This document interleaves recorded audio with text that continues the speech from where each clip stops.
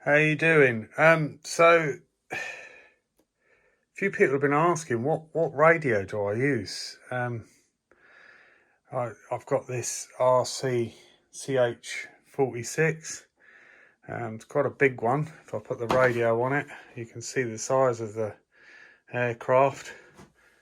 MD500, I believe it is, and I've got this 450 helicopter, which is pretty cool. It's a bit of a clone model, I believe. It's very similar to the T-Rex 450, to which I also fly this radio on.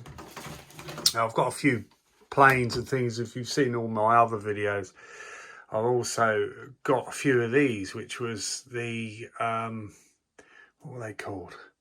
Aerobird Extreme. Old school, probably 10-15 years old. I bought a load of stock up. I think they wanted a tenner for each of these, and they were all set up with the electrics, brushed motor, as well as I think they were FM, so this would be like the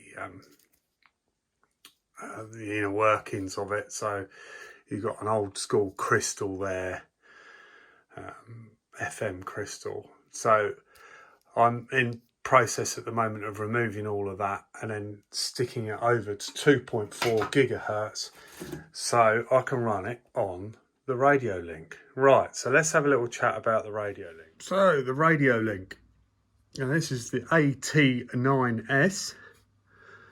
And the AT9S has a heck of a lot of switches and Gucci bits of gadgets. So depending on what you want to use your RadioLink for, you can use it for quadcopters, helicopters, aeroplanes, microlights, V-tails. As you'll see in a lot of the videos, I've got a heck of a lot wide range aircraft that I fly, and I've put them all onto this because it works really well. It's probably good for it's well over a K. You can get over a K distance if you keep the voltage up. So spinning it around, you've got your nice sort of sliders at the end here, at the back here, for your adjusters, whether you want to set it up for videos, for video recording on your aircraft or things like that. There's various other implements or bits of kit that you can assign to these sliders.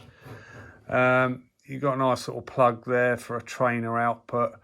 It does come with one of those really quite awful AA battery boxes that you can put in there, and I think it holds 12. As you can see here, I've put a LiPo in. This is quite an old one. This is the Twister Storm. So upstairs, that MD900 was MD500 was actually a Twister 3D Storm. So it's quite an early 420, 450 size radio controlled brushless helicopter. It was pretty much right at the beginning with when they brought out the 2.4 gigahertz radio system. Yeah, so it's got a JST plug, I believe. That not this bit, obviously that's for the charging, but the JST plug, you've basically got a plus and minus pin down there that's highly marked, so you can actually plug it in. I don't want to disturb it because I want to actually fly one of the aircraft later, and I don't want to have any faults. It's in there well, I don't want to upset it. So I basically charge it in the radio. So I obviously take the back off, plug into a charger. This is a charger that came with the Twister, funny enough, and it still works quite well. I've got one of those multiple ones on the way because I've only just gone over to LiPo. So it's all relatively new to me. However, all my old kit I've now put over to a new system. Right. So moving forward, this is it. This is the new radio. You can choose between colour or black and white on the screen there. I've renamed the radio as Crap Pilot. I'm set up on microlight. So at the moment, if you look at my latest video, I got a I think it was about 1988, 1989. It was quite a late 80s microlight that's come in, and I got it reasonably cheap, and it runs on a 15 size IC nitro engine. So I've put one of the receivers that's compatible with the AT9S RadioLink receivers.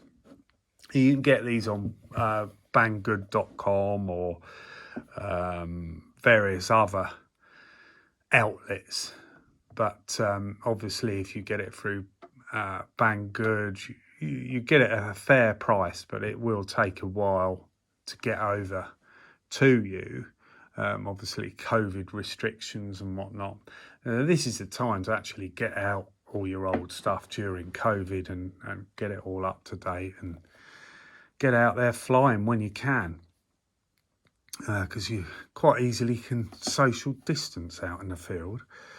So how many models have I got on here? This is model 5, I believe. So as you saw upstairs, let's just have a little look through the screen. So if you press the N button, you can actually see the servos. When you're connected up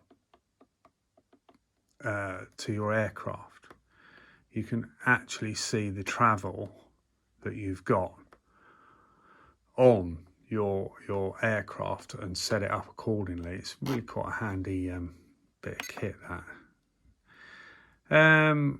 You can, obviously it's got a telemetry. If you use one of the RadioLink receivers, I'm sure many of the other receivers will do the same, but if you use those, you actually get a readout of your transmitter, which is RX. External, I believe that'd be like separate camera or something like that. I'm not into quadcopters or anything like that yet. So, and I haven't done, I think they call it FPV flying, put a camera on. So the Aero Bird that I showed you earlier, the yellow thing, we used to just stick a mobile phone in the canopy and fly it up in the air and fly it like that. And so, you know, that's the old school way of doing things. But obviously things are a lot better now with the GoPros and things like that. So a quick look through the screens. So if you press the mode button, which is top left, sorry for the lighting, it's not brilliant. Hold that down once, so it gives you the parameter. So you click on the parameter, it tells you that it's in English. You can set up the transmitter alarm voltage, and you do set up the RX voltage. Obviously the RadioLink transmitters, now they run from 4.8 to 10 volts. So you want it to let you know when it's just about to not receive anymore and crash and burn. You can obviously select your stick mode. I use 2 a lot. However, on the Aero Bird that I'm going to be setting up, I'm going to have it on mode 4, because the mixture on that, the VTOL, because it is a VTOL, it would be very similar to mode 2. However, it's a funny one, because it's a rudder and elevator mix. So basically I'm calling the rudder the ailerons by putting it to mode 4. You'll see when I get that one set up and show you it. Right, so RF mode, now that you can turn off to conserve the power. Now the RF mode is purely so you can pair to new receivers. So let's come out of that. So you press the N button to come out of that. Model select, as I say, I've got 5 models on there. So let's just show you. So I've got model 4, which is the Aero Bird that I've not yet completed. Model 3 is the KV107, the twin rotored. That's all set up, ready to go, ready to be started up. Not yet done. The Twister, which is the MD500, that's on there. And the one, which is the JCZK or JCZK, depending on what country you're in. We say Z over here. Some people say Z, but there we are. Anyway, so that's the, I'm going to keep it on microlight. It'll say, are you sure? I think it is on microlight, is it? Yeah, it's still on microlight. So model type, it will ask you whether it's this, that or the other when you're setting it up. You've obviously got your endpoints, your sub trims, reverse servos, dual rates, throttle cut, idle down, idle up, which is all those lovely switches at the top. You can assign any switch you like. I like to use B as idle up and idle down, and A as throttle hold. I mean, it's down to each other's well, likes and dislikes, I suppose. FS, failsafe, I believe. Not really looked at that. Auxiliary channel timer, that's quite good. Trainer mode, don't know what that is. Servo, logic swash plate, don't know, it could be. Servos, receivers, blah, blah, blah. And then you move over to the next program. So you've got program mix, flaperon, aileron, VTEL. So when you normally set it up now, setting up the Aero Bird, I clicked onto VTEL and I had to adjust it quite a bit. I really had to get the values right up so I could get a decent mix. But otherwise, it's just trial and error, really, but it works really well. Elevons, gyros. See, you can do a heck of a lot on this radio. I believe, let's just see how many. It's technically, it says it's a 9-channel radio, but it's actually 11. Anyway, 6, 7, 8, 9, 10, 11. 12, 13, my God, 14, 15, 16. 15. So you can have 15. Let's keep it on microlight. Oh, God, don't do that. Yeah, channel number 5. Just check, yeah, number 5. Yeah, so you can have 15 different aircraft on this.